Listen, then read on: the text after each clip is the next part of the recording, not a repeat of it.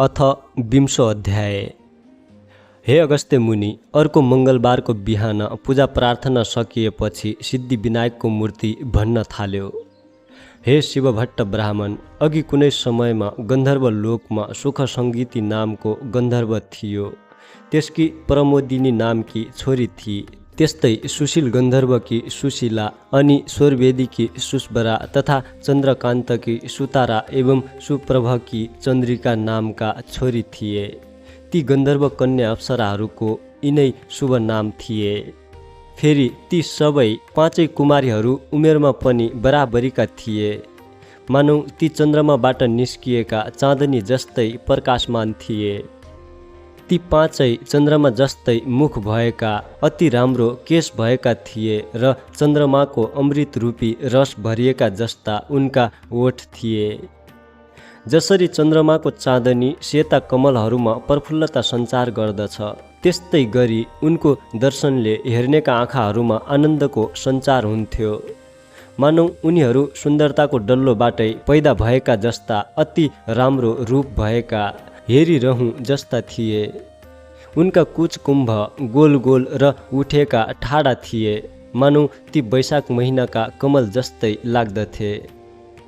नयाँ पालुवाहरूले शोभिएको लहरो झैँ नयाँ यौवन छचल्किएका ती अत्यन्तै सुन्दर थिए। तिनीहरू पहेँलो मिसिएको सुन जस्तै गोरा थिए। यसै कारण उनको चमक पनि सुनको जस्तै थियो। ती सुनकै अलङ्कारले शोभिएका थिए। तिनीहरूले सुनले बनेका चम्पाका फुलको माला लगाएका थिए अनि सुनकै वर्णका गुण केसरीका फुलेका लहराले चुल्ठो सजाएका थिए अनि सुन जस्तै चम्कने सुन्दर वस्त्र धारण गरेका थिए।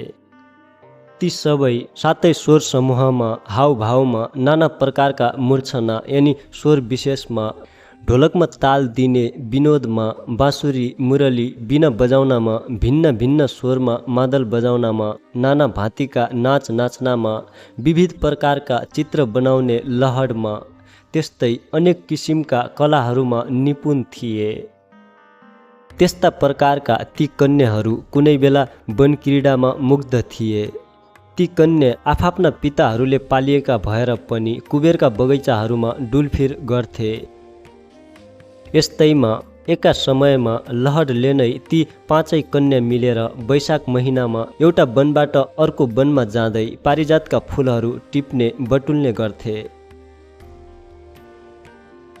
यस्तैमा कुनै एक दिन ती सुन्दरी कन्याहरू गौरीको आराधना गर्नका लागि कुनै स्वच्छ सरोवरमा गए। फेरि तिनीहरूले त्यस तलाउ यानि सरोवरबाट राम्रा राम्रा सुनका कोष जस्ता कमलका फुलहरू टिपेर ती राम्रा फुलहरू लिएर वैदुर्य मणि तथा शुद्ध स्फटिक र सफा स्वच्छ मुगा जस्तो जल भएको तलाउमा नुहाएर अर्को वस्त्र पहिरेर अनि चुपचाप त्यहाँको सुन मिलेका बालुवाहरूको भुइँमा सानो ढिस्को उठाएर पार्वतीको मूर्ति बनाउँदा भए। अनि केशर मिलेको सेतो चन्दनले सिँगारिएकी ती पार्वतीलाई राम्रा राम्रा कमलका फुलहरूले र नाना प्रकारका उपचार, धूप दीप नैवेद्य आदिले पूजा गरेर अत्यन्त भक्ति भावले भरिएका ती कुमारीहरू नाना प्रकारका ताल यानि बाजाको ध्वनिपूर्वक त्यतिखेर त्यहाँ नाच्दा ती मृग नयनीहरूले गान्धार स्वरको आश्रय अर्थात् उत्थान गरेर खुब राम्रो स्वरले तीखो ध्वनि भएको मूर्छना नामको ध्वनिपूर्वक गीत गाए। त्यस गीतको वाक्य विनाश्य राम्रो प्रबन्ध भएको सुरिलो स्वरको अति उत्तम थियो।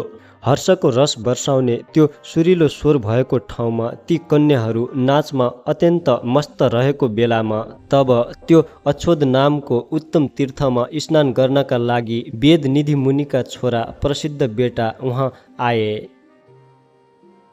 उनको रूपले रूपको सीमालाई नागेको थियो। उनको मुखमण्डल अत्यन्त राम्रो थियो। उनका आँखा कमलका फुलको पात जस्ता विस्तृत थिए। उनी युवा अवस्थाका थिए। उनको छाती चौडा थियो। उनका हात लामा लामा अति सुन्दर थिए। उनी केही श्याम वर्णका थिए। मानौ उनी दोस्रो कामदेव नै हुन् कि जस्ता थिए। उनी ब्रह्मचारी थिए। उनको शिरमा यामनको टुप्पी शोभायमान थियो। हातमा दण्ड लिएका उनी मानौ धनुष लिएका कामदेव जस्तै थिए। उनले मृग चर्मका वस्त्र धारण गरेका थिए, जनै पहिरिएका थिए। सुन जस्तो चम्किने मुचको मोटो कन्धनी पनि कम्मरमा धारण गरेका थिए। त्यहाँ त्यस तलाउको तटमा ती बालाहरूले ती ब्रह्मचारी बटुकलाई एकाएक देखेर आश्चर्यले चकित भएका छँदा अत्यन्त रमाए र हाम्रो आँखाको अतिथि समान यो को होला भनी ठानेर टोलाउँदै सोच्न थाले। अनि ती बालाहरूले आफ्नो नाचगान छोडेर तिनैलाई एकटकले हेर्दा हेर्दै ब्यादाले हिर्नेहरूलाई बाणले भेदे झैँ तिनीहरू पनि कामका बाणले भेदिए। उनलाई देखेर लट्ठ भएका ती पाँचैवटी कन्या ती जवान ब्राह्मण कामदेव पो हुन् कि भन्ने भ्रममा परे र हडबडाउँदै हरे हरे यस्तो भन्न थाले। अनि आफ्ना कमल कोष जस्ता बडा बडा आँखाले बारम्बार तिनलाई मनमनै पूजा गरेर अर्थात् हेरिरहेर त्यसपछि ती कन्याहरूले परस्परमा विचार गर्न लागे। यदि यो पुरुष कामदेव नै भएको भए रतिलाई साथमा नलिई किन घुम्थे? यदि यी अश्विनी कुमार देवता भएका भए निश्चय नै ती दुवै भाइ साथैमा रहन्थे। त्यसकारण कि त यी गन्धर्व हुन् अथवा कुनै किन्नर हुन्, अथवा इच्छा अनुसारको रूप धारेका कुनै सिद्ध हुन्, अथवा यी कुनै ऋषि पुत्र हुन्, अथवा कुनै उत्तम पुरुष नै हुन्, अथवा यो कोही होस्, पक्कै पनि ब्रह्माजीले हाम्रै लागि सृष्टि गरेका हुन्। जस्ता प्रकारले भाग्यमानीहरूको लागि पूर्व जन्मका कर्म अनुसार खजाना प्राप्ति हुन्छ, त्यस्तै प्रकारले हामी कुमारीहरूका लागि कल्याण रूपी जलको तरङ्गको लहरले चित्त पग्लेकी पार्वतीले यो उत्तम वर पठाइएको हो। त्यसकारण यस वरलाई मैले बरे, तैले बरिस त मैले पनि बरे, तिमीहरूले मात्रै बर्ने मैले पनि बरे, म किन छोडु मैले पनि बरे, तिमीहरू भन्दा म के कम छु लौ मैले पनि बरे भन्दै यस्ता प्रकारले ती पाँचैवटीले परस्परमा बोलिरहेको बेलामा त्यहाँ तिनीहरूको त्यस्तो कुरो सुनेर ती महर्षि कुमारले आफ्नो मध्याह्नको नित्य क्रिया सकेर अनि ती बटुक प्रसिद्धले पनि तिनको कुरो आफ्नो हृदयमा विचारेर यो विघ्न आइलाग्यो भन्ने ठाने। किनकि ब्रह्मा विष्णु महादेव आदि देवताहरू पहिलेका जो सिद्ध मुनिहरू अनि ती योगबल भएका योगीहरू पनि अबला युवतीहरूको त्यो अद्भुत लीलाद्वारा मोहित गरिसकेका छन्। धनुषधारी कामदेवले आँखी भुइँ रूप बलियो धनुबाट छाडेका युवतीहरूको नेत्र रूपी तीखा बाणले हानिएपछि कसको मनरूपी मृग ढल्दैन र?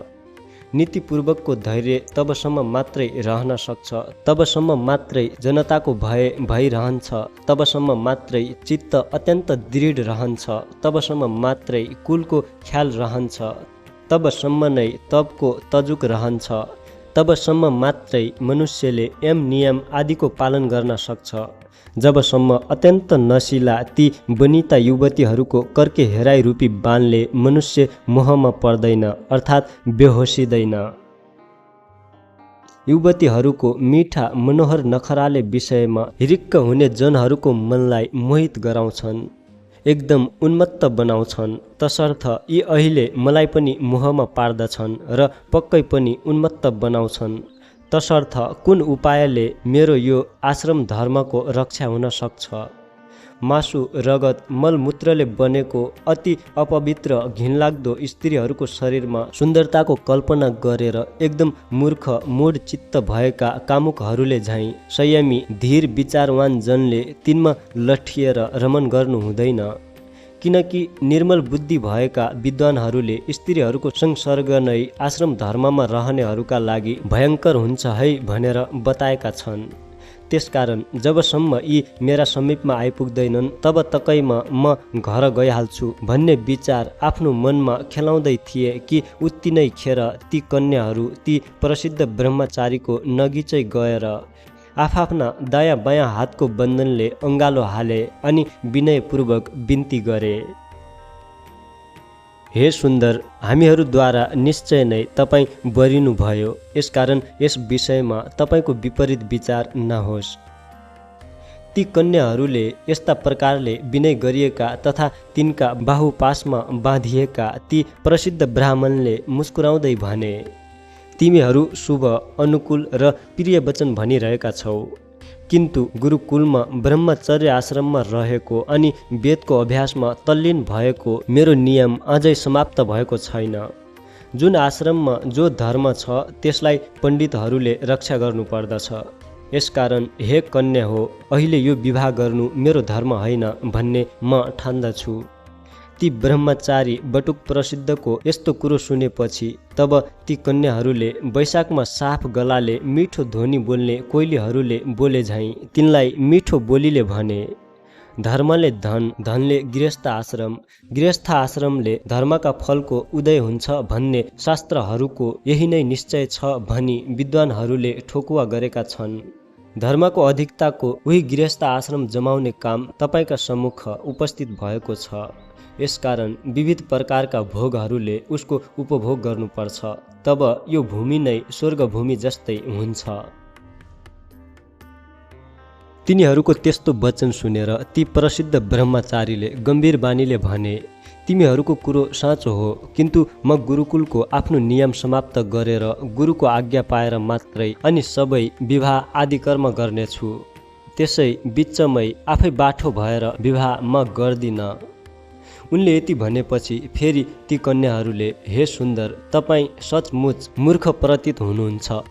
दिव्य औषधि, दिव्य रसायन, खानीको सिद्धि, उत्तम कलाहरू, सुन्दरी स्त्रीहरू, मन्त्र तथा धर्मबाट प्राप्त भएको धर्मको रस पनि जब यी स्वयं प्राप्त हुन्छन् त बुद्धिमानले यस्ता कुराहरूलाई छोड्नु हुँदैन।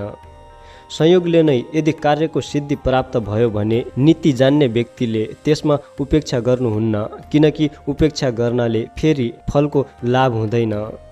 त्यसकारण दीर्घसूत्री बनेर आलस्य वा टालमटोल गर्नु राम्रो ठानिन्न। गाढा प्रेम गर्नेवाला, निर्मल कुलमा जन्म लिएका, स्नेहले चित्त पग्लिएका, बोलीचाली र चालचलन राम्रो भएका, स्वयं वर वरण गर्न तम्सिएका, राम्रा अनि रूपले धप्प बलेका कुमारी कन्याहरूलाई त यस ब्रह्माण्डमा भाग्यशाली मनुष्यहरू मात्रै प्राप्त गर्दछन्, अरूले पाउन सक्दैनन्।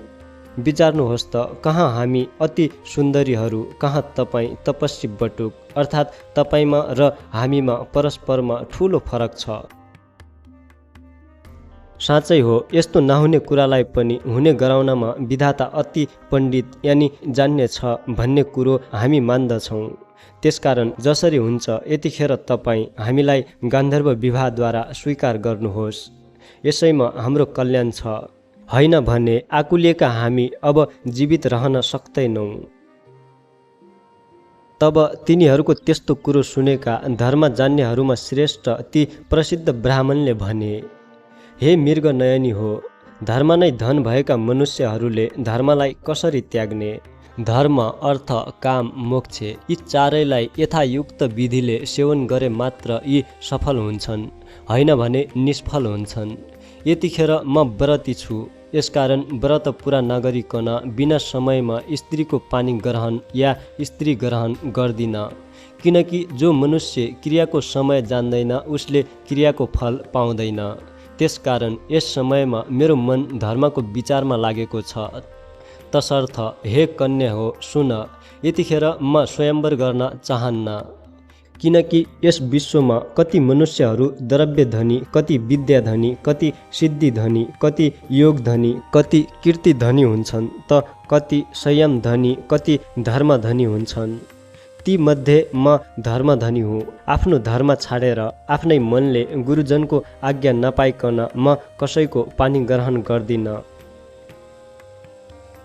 यस्ता प्रकारको ती प्रसिद्ध बटुकको आशय जानेर उनको हातबाट आफ्नो हात छुटाएर अनि उनीहरूले आफ्ना परस्परमा हेराहेर गरे। तब परमोदिनीले ती बटुकको गोडो पक्री, त्यसै गरी सुशीला र सुस्बराले उनको हात पक्रे, सुताराले अङ्गालो हाली र चन्द्रिकाले उनको मुख चुमी। तथापि त्यस स्थितिमा पनि ती ब्रह्मचारी जस्ताका तस्तै काम विकारले रहित भई निर्विकार नै रहे र प्रलयकालको अग्नितुल्य अत्यन्त क्रोधले चूर भएका ती ब्रह्मचारीले अटेरी ती कन्याहरूलाई यस्तो श्राप दिँदा भए, जसरी पिशाचिनी जस्तै भएर तिमीहरू ममा टाँसियौ त्यसरी नै तिमीहरू पिशाचिनी भए। यस्ता प्रकारले प्रसिद्ध ब्रह्मचारीले सरापिएका ती कन्याहरू तुरुन्तै उनलाई त्यागेर ती ब्रह्मचारीका सामु खडा भएर भने, हे पापी, हामी निरपराधिनी जन्म तिमीले यो के गर्यौ? प्रिय कार्यको बदला अप्रिय कार्य गर्यौ। तिम्रो यो धर्म ज्ञानलाई धिक्कार छ। जो मनुष्य आफ्ना अनुरागी भक्तजनहरूमा मित्रजनहरूमा द्रोह गर्दछ त्यस्ता पुरुषहरूको दुवै लोकमा सुख नाश हुन्छ भन्ने कुरो हामीले सुनेका छौँ। त्यसकारण तिमी पनि हामीहरूको श्रापले तुरन्तै पिशाच हौ। यति भनेर चुप लागेका ती बाला कन्याहरूले खुइय खुइय गर्न लागे तथा भोक प्यासले आकुल व्याकुल भए। हे शिवभट्ट ब्राह्मण, तब परस्परमा सरापासराप गरेर त्यसै तलाउका तीरमा ती कन्याहरू र त्यो प्रसिद्ध ब्रह्मचारी पनि सबै 6 जना पिशाच भएर रहँदा भए। तब उस पिशाचका साथै ती पिशाचिनीहरू पनि पहिले गरेका पापकर्मको त्यो भयङ्कर फललाई रुँदै कराउँदै बिताउन लागे। हे शिवभट्ट, पूर्व जन्ममा अर्जित गरिएको शुभ वा अशुभ कर्मको फल समय आएपछि भोग्नै पर्छ। त्यसलाई देवताहरूले पनि आफ्नो छायालाई झैँ निवारण गर्न यानि हटाउन सक्दैनन्। त्यसपछि ती कन्याहरूका र उस ब्रह्मचारीका आमा बाबु रुँदै तडपदै हिँड्थे। प्रारब्धको भोग अमिट हुने हुनाले ती बालाहरूलाई र उस ब्रह्मचारीलाई पनि चैन थिएन। पिशाच भएपछि ती पिशाचहरू आहारका लागि अत्यन्त दुखी भएर त्यसै तलाउको किनारमा यताउति भट्कदै बस्दथे। यसै प्रकारले धेरै समय बितेपछि मुनिहरूमा श्रेष्ठ लोमसजी पुष महिनाको शुक्ल चतुर्दशीको दिन अक्षोद तालमा स्नान गर्नका लागि त्यहाँ आए। तब ती ब्राह्मण लोमसलाई देखेर भोकले आकुल भएका ती सबै पिशाचहरू एकजुट भएर उनलाई मार्ने इच्छाले उनीतिर दौडे। किन्तु लोमसजीका अति कडा तेजले भतभत पोलिएका ती उनको अगाडि नगिचै रहन असमर्थ भएर सबै टाढै रहे। त्यसै बेला त्यहाँ वेदनिधि नामका ब्राह्मण टुप्लुक्क आइपुगे।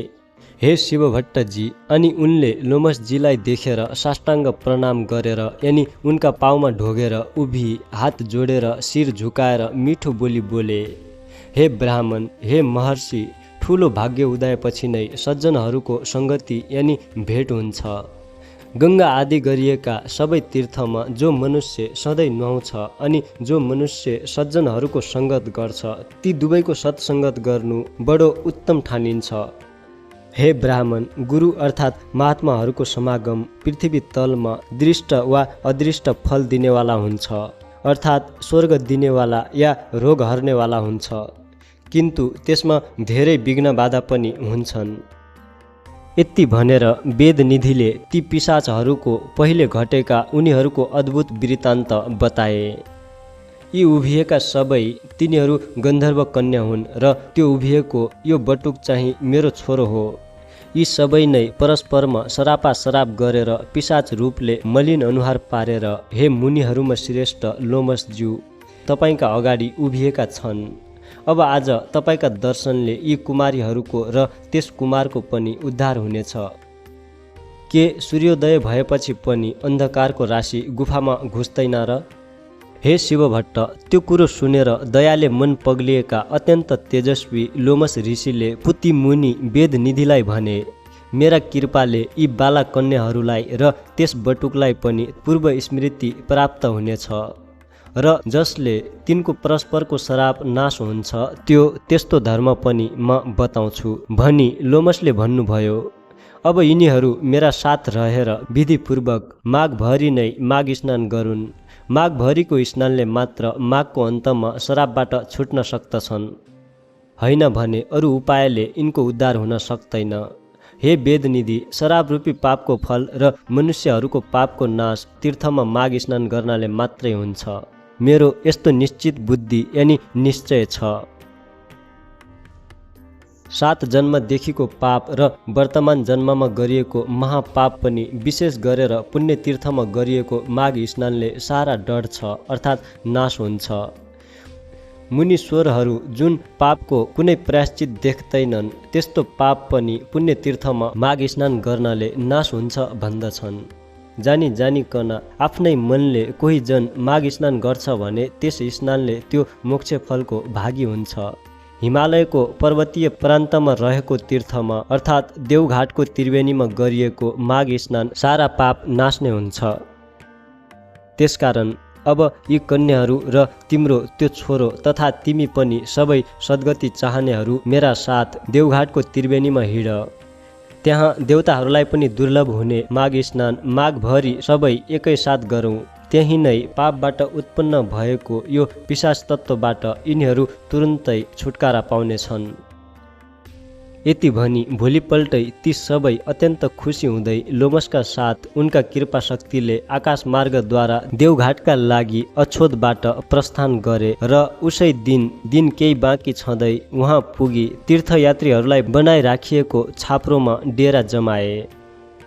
लौ अब पिशाच तत्त्वबाट मुक्ति चाहने यी कन्याहरू र तिम्रो यो छोरो पनि अनि तिमी पनि सबैले मेरो भनाइ अनुसार यस त्रिवेणीमा मेरा साथै सधैँ मकर राशिमा सूर्य रहुन्जेल नुहाओ। यस त्रिवेणीका जलका प्रभावले सारा पाप नष्ट हुन्छन् भनी तिनीहरूलाई माघभरि त्रिवेणीमा नुहाउन लाए त माघको अन्तमा ती सबै पिशाच तत्त्वबाट छुटेर पहिलेकै रूपमा अर्थात् पहिले जस्ता थिए उस्तै रूपमा उस्तै भेषमा प्राप्त भए। तब वेदनिधिले आफ्नो छोरोलाई र ती दिव्य रूपका कन्याहरूलाई देखेर भित्रैदेखि प्रसन्न चित्त भएका छँदा श्रद्धापूर्वक लोमसको स्तुति गरे र भने, तपाईको कृपाले मात्रै पाप रूपी समुद्रबाट यिनीहरूले पार पाए। हे ऋषिहरूमा श्रेष्ठ प्रभु, अब यी बालबालिकाहरूलाई के गर्ने यसबारे उचित कुरो आज्ञा होस्। तब लोमसले भन्नुभयो, यो कुमार वेद पढिसकेको र आश्रमको नियम पनि पुरा गरिसकेको पट्ठो छ। तसर्थ अब यो केटो आफूमा प्रेम गर्ने यी पाँचैवटीको करकमल पक्रोस् अर्थात् पानी ग्रहण गरोस्।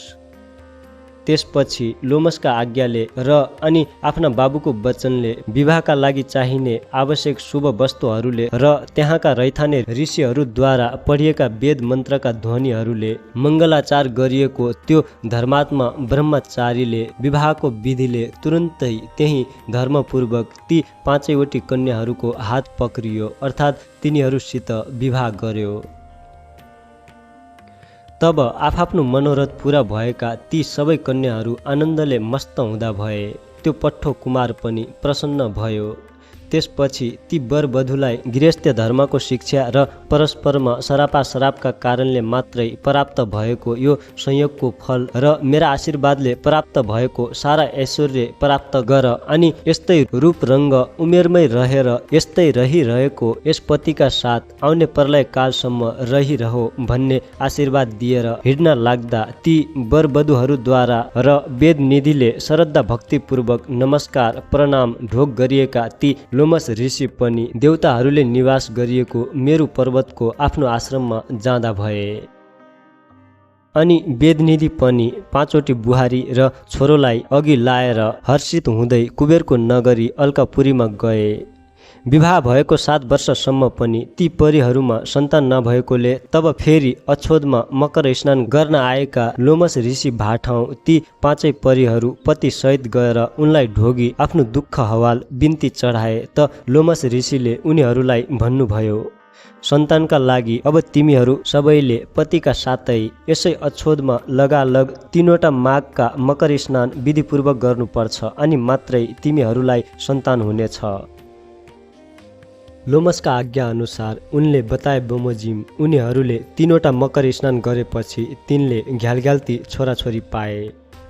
तसर्थ हे शिवभट्ट ब्राह्मण, तिमी पनि यो देवघाटको त्रिवेणीमा विधि नियमपूर्वक पत्नी सहित भई लगालग 3वटा माघ भरि मकर स्नान गर त अनि म तिमीलाई आकाशमा सूर्य चन्द्र रहुन्जेल नाउँ चलिरहने सन्तान दिनेछु। यति भनी सिद्धि विनायक चुप लागे। हे अगस्त्य मुनि, तब सिद्धि विनायकले बताए बमोजिम शिवभट्टले विधि विधान सहित मकर राशिमा सूर्य सरेको दिन माघे सङ्क्रान्तिदेखि माघ मसान्तसम्म नियममा रहेर 3वटा माघ स्नान पुरा गरे।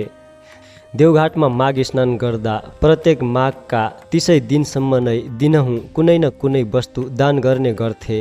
माघको पहिलो दिन माघे सङ्क्रान्तिका बिहानै त्रिवेणीमा नुहाई धुवाई घर आई तिलका झिक्राले जिउ सेकाई ब्राह्मण दम्पति बोलाए तिनलाई तिलका लड्डु भुटेको तिलमा शक्कर घिउ हाली मुछी मुकुर्याएको तिल भुङ्रोमा पोलेको वा आगोमाथिको पानीमा उसिनिएको तरुलका टुक्रा त्यस्तै सकरखण्ड सुथुनी आलु पिडालु एवं बुहतामा भरी घिउ तथा शक्करका डल्ला अनि ती दम्पतिलाई नै खिचडी खाना प्रशस्त पुग्ने गरी एक माना वा बेसी नै मसिना नयाँ चामल त्यति नै दलेको मासको खोस्टे दाल त्यस खिचडीमा हाल्न चामलको आधा नापको घिउ अनि अरू तरकारी अचारका लागि चाहिने सरसामानले टन्च भएको सिधा र लाउने तयारी उनी कुनै लुगा वा ओढ्न वा सुती धोती उपर्न आदि दान दिन्थे। गरिब गरुवालाई पनि तिलका लड्डु र गुडका डल्ला बाँडिदिन्थे। आशाले आउनेहरूको पनि पोल्टो भरिदिन्थे अनि अरू प्रत्येक दिन चाहिँ दाउरा कम्बल वस्त्र जुत्ता घिउ तेल डस्न तकिया दोलाइ पाखी अन्न सुन कमलडलु अखण्ड दीप कङ्गालहरूलाई भोजन लुगाफाटा भरभराउँदा मक्कल तातो दुध हलुवा पुरी तयारी खिचडी जुलेबी एवं जाडोले थुरथुराइरहेका कङ्गालहरूलाई कम्बल र खाना आदि गुप्त दान अनि चटाई गुन्द्री बर्का काने टोपी तयारी लाउने लुगाहरूमध्ये कुनै न कुनै एउटा चिज बाहुनहरूलाई दान दिने र गरिबहरूलाई बाँडिदिने गर्थे।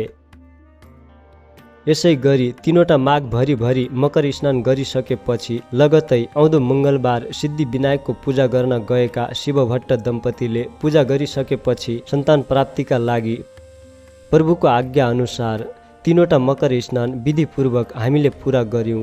हे प्रभु, अब हामीलाई प्रभुको करार अनुसार सन्तान दिनुहोस् भन्ने प्रार्थना गरिरहेका ती भक्त शिवभट्ट दम्पतिलाई सिद्धि विनायकले भने, हे शिवभट्ट दम्पति, आजको 8औं दिनमा बिहानै आई यसै गरी मेरो पूजा गर्नु र उसै बेला एउटी गाई आएर तिम्रो मुख हेरिरहनेछ। तिमीले पनि गाईको मुख हेरेर पूजा गर्नु अनि गाईले गोब्र्याउने छन्। त्यो गोबर भूमिमा खस्न नपाउँदै हातमा थापी घर लैजानु र तसलामा राखी माथिबाट तसलैले छोपिदिनु। 4 दिन भएपछि हेर्नु कन्या उत्पन्न भइरहेकी हुनेछन्। छोरो भने तिमीले पूर्व जन्ममा राखेका छैनौ। यति विनायकको आज्ञा सुनि शिवभट्ट ब्राह्मण र सती ब्राह्मणी सिद्धि विनायकलाई दण्डवत प्रणाम गरी घर फिरे। उता सिद्धि विनायक पनि अन्तर्ध्यान हुनुभयो। त्यसको 8 दिनपछि मङ्गलबार बिहानै समस्त पूजा सामग्री लिई दुवै स्त्री पुरुष सिद्धि विनायकको मन्दिरमा गई पूजा गर्न लाग्दा एउटी गाई आएर हेरिरहिन्। अनि शिवभट्टले सिद्धि विनायकको पूजा सकेर गाईको पनि पूजा गरे। तब गाईले गोब्र्याइन् र शिवभट्टले त्यो गोबर भूमिमा खस्न नपाउँदै हातमा थापेर सिद्धि विनायकलाई दण्डवत प्रणाम गरी सआनन्द घर आए। अनि त्यो गोबर तसलामा राखी माथिबाट तसलैले छोपिदिए। 4 दिन भयो र माथिको तसला झिकी हेर्दा कन्या उत्पन्न भइरहेकी देखे। कस्ती कन्या भने मध्याह्न कालका सूर्य जस्तै तेज भएकी, पूर्ण चन्द्र जस्तै मुखमण्डल भएकी, बासुकी नाग झैँ हात पाउ भएकी र बाघको जस्तै कम्मर भएकी, सावित्रीका जस्तै पैतला भएकी। त्यस्ती परम सुन्दरी कन्या देखेर शिवभट्ट र सती अत्यन्त हर्षित भई तसलाबाट झिकेर निदान गरी अर्थात् राम्रो सुरक्षा गरी पाले। त्यस बालिकालाई खान दुध भएन र फेरि सिद्धि विनायकको मन्दिरमा गई पूजा गरे। अनि गणनाथ प्रसन्न भई, हे शिवभट्ट ब्राह्मण, हे सती ब्राह्मणी, के भन्ने इच्छा छ भन। यस्तो आज्ञा भएको सुनि शिवभट्ट बिन्ती गर्दछन्, हे गणनाथ, हजुरको कृपाले सन्तान पाए, तर त्यस बालिकालाई खान दुध भएन, त्यही बिन्ती गर्न आएको हुँ। यति सुनेर त्यस बालिकालाई दुध दिए जाओ भनेर सिद्धि विनायक अन्तर्ध्यान हुनुभयो। अनि सतीले आफ्ना स्तन निचोरेर हेर्दा दुध आयो र त्यस बालिकालाई खाना दिई बढाइन्। जस्तै सीताजी उत्पन्न हुँदा राजा जनकलाई आनन्द भयो थियो, त्यस्तै ती बालिका उत्पन्न हुनाले शिवभट्ट र सतीलाई आनन्द भयो। त्यसपछि योग्य ब्राह्मणहरू डाकी नामकरण संस्कार गराए। ती ब्राह्मणहरूले भने, हे शिवभट्ट, गाईको गोबरबाट उत्पन्न भएकी हुनाले यी बालिकाको नाम गोमा भयो र यी बालिका भाग्यमानी हुनेछन्, सम्पूर्ण लोकले सम्मान गर्नेछन् यति ब्राह्मणहरूले भविष्यवाणी गरेपछि शिवभट्टले यथेष्ट भोजन र दक्षिणा दिई बिदा गरे। आगन्तुक सबै ब्राह्मणहरू आफ्ना आश्रममा गए। त्यसपछि ती गोमा नामकी कन्या शुक्ल पक्षका चन्द्रमा झैँ प्रतिदिन बढेर 5 वर्षकी भइन्। अनि शिवभट्ट ब्राह्मण र सती ब्राह्मणीले एक दिन कन्यालाई भने, हे पुत्री, हामी गङ्गा स्नान गरेर आउँछौँ, तिमी पूजाको निम्ति अक्षता केलाइ राखे भनी हराए। दुवै दम्पति नित्य गङ्गा स्नान गरेर हरिहरको पूजा गरी सुवर्ण आदि नाना द्रव्य दान गरेर आउँथे। त्यही क्रमले दान गर्दा गर्दा अमरावती थर्क्यो र देवराज डराई समस्त देवता साथमा लिई कैलाशमा श्री महादेव कहाँ गएर बिन्ती गरे, हे ईश्वर, मर्त्यमण्डलको हिमालयको पर्वत श्रृङ्खलाको दक्षिण भागमा एउटा ब्रह्मपुर भन्ने नगर छ। त्यहाँ शिवभट्ट नामका ब्राह्मण र सती नामकी तिनकी पतिव्रता स्त्री छन्। ती दुवै स्त्री पुरुषले हजुरका पुत्र सिद्धिविनायकको सेवा गरे र सिद्धिविनायक खुसी भई असङ्ख्य सम्पत्ति दिए। ती शिवभट्टले सम्पत्ति पाएपछि नित्य गङ्गा स्नान गरेर हरिहरको पूजा गरी सुवर्ण आदि नाना द्रव्य दान गर्नाले अमरावती थर्कियो। हे शम्भो, म अरू पनि बिन्ती गर्दछु। ती शिवभट्टले सम्पत्ति पाएपछि सन्तान भएनन् भनी फेरि सिद्धिविनायकको सेवा गरे। तब सिद्धि गणेशजीले खुसी भएर सकल लक्षणले युक्त भएकी परम सुन्दरी एउटी कन्या पनि वरदान दिए। हे प्रभु, हामीहरूको रक्षा गरी बक्सियोस्। हजुरले रक्षा नगरे अमरावतीबाट हामी च्युत हुनुपर्नेछ। यति इन्द्रको प्रार्थना सुनि महादेव आज्ञा गर्नुहुन्छ, हे देवेन्द्र, नडराऊ, म रक्षा गर्नेछु। अब सबै अमरावती जाओ। शिवजीको त्यस्तो आज्ञा सुनि उहाँलाई दण्डवत प्रणाम गरी सुरराज इन्द्र अमरावती फर्के। त्यसपछि महादेवले भिक्षुक रूप धारण गरी देवताको रक्षाका निमित्त जटाको मुकुट बनाई बायाँ हातमा त्रिशूल र दाहिने हातमा डमरू लिई भस्म लेपन गरी शिवभट्ट ब्राह्मणको घर पुगी भिक्षा माग्नुभयो। गोमा आफ्ना पिताको पूजाका लागि अक्षता केलाइरहेकी थिइन्। निकै बेरपछि, हे भिक्षुक, मेरा माता पिता गङ्गा स्नान गर्न गएका छन्, म अक्षता केलाउँदैछु, एकैछिन पर्ख, भिक्षा दिने अरू कोही छैनन्। यति भनेर पर्खाइ राखिन्। अनि अक्षता केलाइसकेर भिक्षा लिई भिक्षुक रूप श्री महादेव छेउ आई। हे भिक्षुक, मेरा माता पिता घरमा छैनन्, म अक्षता केलाउँदै थिएँ, त्यसै कारण विलम्ब भयो, दुःख नमान, भिक्षा ल्याऊ भनिन्। गोमाको यति कुरा सुनि भिक्षुक रूप महादेव भन्नुहुन्छ, हे ब्राह्मणी, यतिका बेर पर्खाई बल्ल अब भिक्षा दिन आइस, म त्यो भिक्षा लिन्न। दिने भए तेरा बाबाको पूजा गर्न केलाइराखेको अक्षता दे। यति भिक्षुक रूप महादेवको वचन सुनि गोमाले, लिने भए भिक्षा ल्याऊ, नलिने भए अक्षता त म दिने होइन भनिन्। गोमाको त्यस्तो वचन सुनेर रिसाएका महादेवले, हे पापिनी ब्राह्मणी, तैँले अहङ्कार गरेर मलाई भिक्षा दिइनस्, अत तँलाई श्राप दिन्छु। त 7 वर्षकी हुँदा 70 वर्षको बुढोसित तेरो विवाह होस्। फेरि तेरा मातापिताले महाकष्ट सही सिद्धिविनायकको सेवा गरेर पाएको सबै सम्पत्ति पनि नाश होस्। फेरि तँलाई पनि अनेक थरीका दुःख आइपरुन्। फेरि तेरा मातापिता पनि चाँडै नै मरिजाउन्। यति 4 थोक तँलाई श्राप दिए। यति भनी त्यो भिक्षा पनि नली त्यहाँबाट अन्तर्ध्यान भई कैलाशमा पुग्दा भए। इति श्री स्कंद पुराणे केदारखण्डे माघमाहात्म्ये कुमार अगस्त्य संवादे श्री स्वस्तानी परमेश्वर्या व्रत कथा गोम उत्पत्ति वर्णन नाम 20 अध्याय।